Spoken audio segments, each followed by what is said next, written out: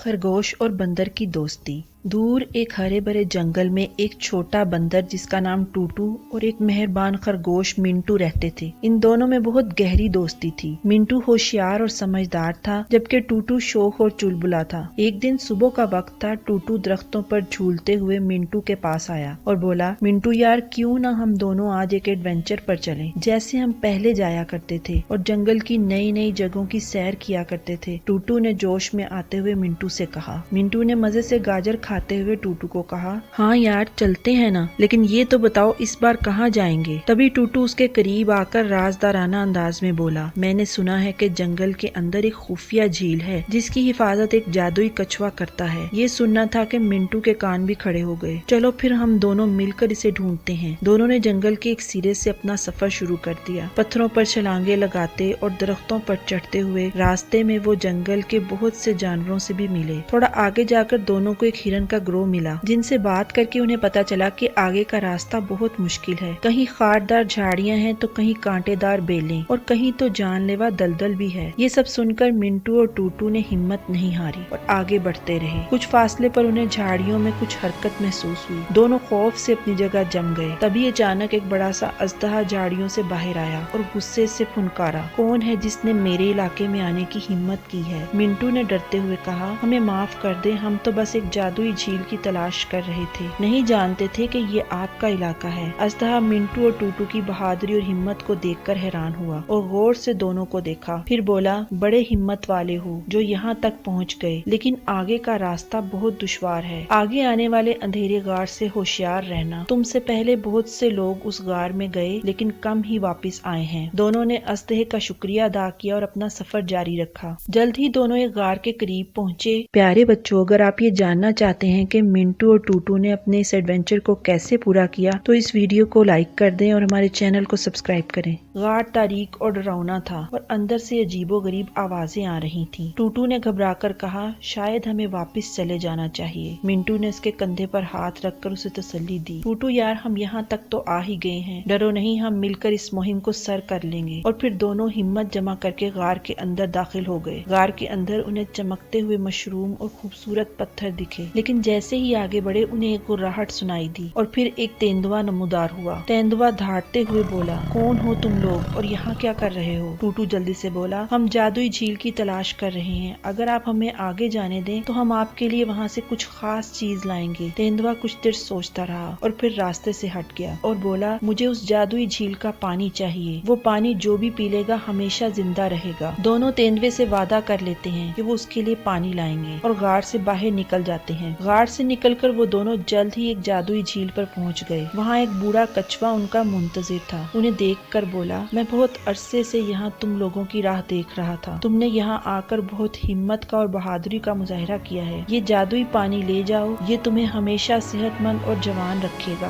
دونوں دوست وہ جادوئی پانی لے کر جنگل واپس آ گئے اور وہ جادوئی پانی سب جانوروں میں بانٹ دیا۔ جنگل کے سب جانور ان دونوں سے خوش ہو گئے اور آج یہ ثابت ہوا کہ جرأت اور بہادری سے ہر مشکل کا سامنا کیا جا سکتا ہے۔